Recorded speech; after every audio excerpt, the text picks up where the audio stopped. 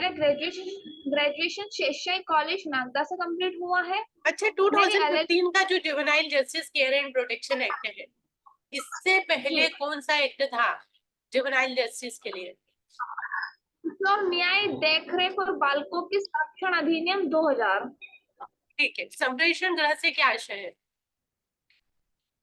संप्रेक्षण गृह में मैम जांच के दौरान बालकों को रखा जाता है। ओके, चाइल्ड और जुवेनाइल में क्या डिफरेंस है जेजे एक्ट में? चाइल्ड मैम ऐसे तो कोई डिफरेंस नहीं है, जो सेम भी दे रखी है। सेक्शन का है कि 2 के क्लॉज 12 में बालक को बताया है, 2 क्लॉज 35 में किशोर को बताया है। बालक हितैषी व्यवहार जो है वो कैसा होना चाहिए? मैम अच्छा होना चाहिए उसके प्रति, बालक का व्यवहार आचरण कोई डरावना नहीं होना चाहिए, एक सद्भावना पूर्वक होना चाहिए, व्यवहारिक। ओके, एनडीपीएस एक्ट जो है वो कब बना?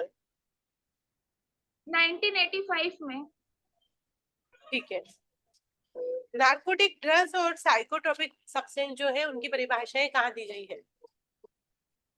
पापा को 214 में और 223 में मन प्रभावी पदार्थ की परिभाषा दे रखी है।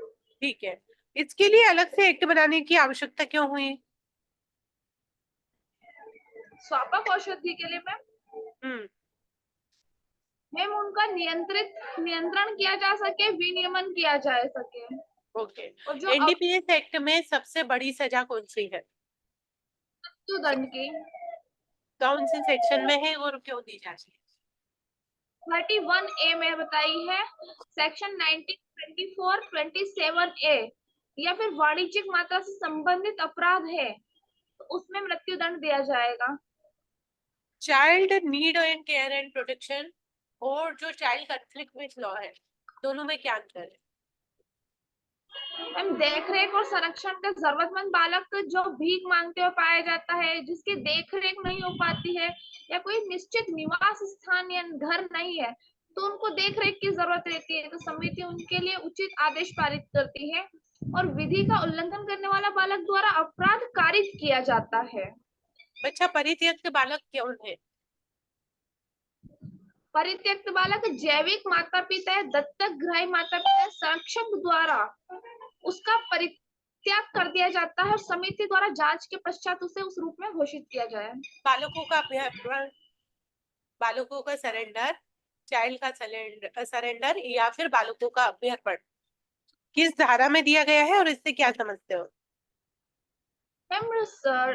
जेजे एक्ट की धारा 2 के क्लोज 60 में बताया है, अभ्यर्पण बालक के माता पिता संरक्षक द्वारा सामाजिक, भावनात्मक या किसी अन्य कारण से जो उनके नियंत्रण में है, समिति को उनका त्यजन कर दिया जाता है बालक का, तो उसे अभ्यर्पित बालक कहा जाता है। इन बालकों का विचारण बालक न्यायालय द्वारा किया जाएगा। जब प्रारंभिक निर्धारण के द्वारा पता चलता है कि बालक की मानसिक क्षमता ऐसी थी कि व्यस्क के रूप में उसका विचारण किया जा सकता है, तो उसका बालक न्यायालय द्वारा विचारण किया जाएगा। ठीक है, कितने तरह के अपराध हैं या फिर अपराधों को जेजे एक्ट में कितनी कैटेगरी में बांटा गया है? 3 कैटेगरी में बांटा गया है मैम, छोटे अपराध, घोर अपराध और जघन्य अपराध। ये इसमें कितनी सजा होने पर वो छोटा अपराध कहलाएगा, कितनी सजा है तो वो छोटा अपराध या फिर जघन्य अपराध कहलाएगा? 3 वर्ष से कम है सजा तो वह अपराध कहलाएगा, 3 वर्ष से अधिक, 7 वर्ष से कम है तो घोर अपराध, और 7 वर्ष से अधिक का है उसमें जघन्य अपराध कहलाएगा। गिरफ्तारी और अभिग्रहण की रिपोर्ट एनडीपीएस एक्ट में कहाँ की जाती है? 52 में। अच्छा, यदि कोई व्यक्ति तंग करने के लिए प्रवेश करता है, तलाशी करता है, यानी कोई ऑफिसर या किसी चीज को अभिग्रहित करता है या फिर गिरफ्तारी की जाती है उसके लिए सिर्फ तंग करने के लिए, वास्तविकता में कोई अपराध हुआ है ऐसा उसको सही जानकारी भी नहीं है, तो क्या उसको दंडित किया जाएगा? तंग करने के लिए मैम यस 58 में पनिशमेंट दिया जाएगा। ओके। केंद्रीय सरकार और राज्य सरकार नियम बनाते हुए अंतर्राष्ट्रीय कन्वेंशन का पालन करेगी, ये एनडीपीएस एक्ट में कहाँ बताया गया है? मैम शायद 70s में। अच्छा, कोई खेतिहर व्यक्ति गबन करता है, उत्पादित तो वो लीगली करता है लेकिन फिर वो गबन कर लेता है, तो उसको कहाँ दंडित किया जाएगा? 16 में। तैयारी के लिए दंड कहाँ है? तैयारी के लिए 31 में। Presumption of culpable mental state, आपका जो आशय था, जो आपकी मानसिक दशा थी, वो कल्पेबल मेंटल स्टेट था आपका, यानी आपकी मानसिक दशा जो है वो आपराधिक थी, इसकी अवधारणा किस सेक्शन में की जाएगी? सॉरी मैम भूल गई। ओके। विशेष न्यायालयों का गठन एनडीपीएस में कहाँ होता है? 36 में। ठीक है। सीआरपीसी में जो स्टेजेस है, यानी हाई कोर्ट, फिर कौन कौन से जो है कोर्ट उसके अंडर आते हैं, बताइए। मैम सेशन न्यायालय प्रथम वर्ग, द्वितीय वर्ग न्यायिक मजिस्ट्रेट। और ये क्या क्या सजा दे सकते हैं? मैम सेक्शन 8 में बताया हाई कोर्ट सेशन न्यायालय द्वारा जो सजा दी जा सकती। हाई कोर्ट विधि द्वारा प्राधिकृत कोई भी दंडादेश दे सकता है। सेशन और अपर सेशन विधि द्वारा कोई भी प्राधिकृत दंड दे सकता है, लेकिन सेशन न्यायालय द्वारा अगर मृत्यु दंडादेश दिया जाता है तो उसकी पुष्टि हाई कोर्ट द्वारा किया जाना आवश्यक है। ओके। सेकंड क्लास 29 मजिस्ट्रेट कितना सजा दे सकता है? 1 ईयर और 5000 तक का जुर्माना।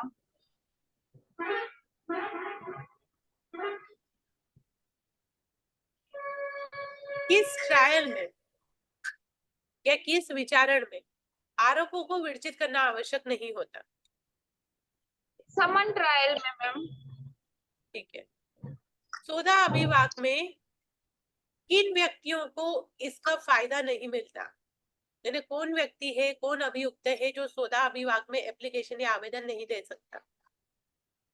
मैम जिसके द्वारा सामाजिक आर्थिक व्यवस्था, देश की आर्थिक व्यवस्था पर प्रभाव पड़ा हो, या स्त्रियों के विरुद्ध अपराध हुआ हो, 14 वर्ष से कम आयु के बालक के विरुद्ध अपराध किया गया हो, और कोई जेजे एक्ट का अपराध है उसमें वो लाभ नहीं मिलेगा। या फिर आईपीसी में अभी तक कितने संशोधन अधिनियम से चेंज किया गया है?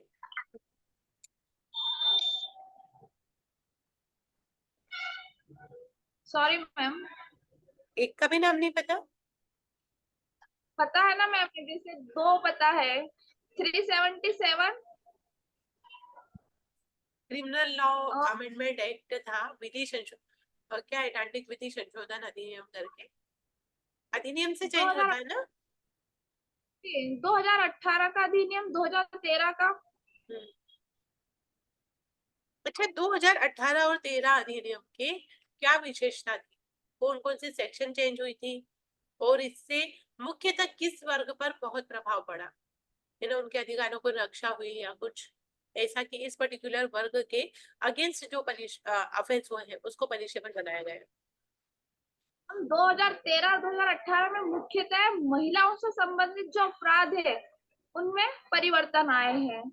2013 धाराएं जो नई जोड़ी गई थी 166 बी जोड़ी गई, 228 ए का संशोधन किया गया था।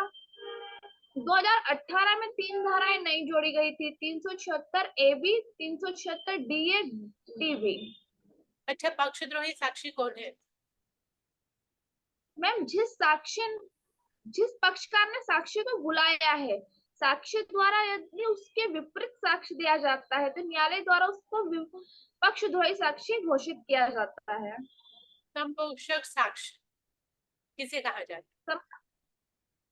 संपोषक साक्ष्य मैम, एक मिनट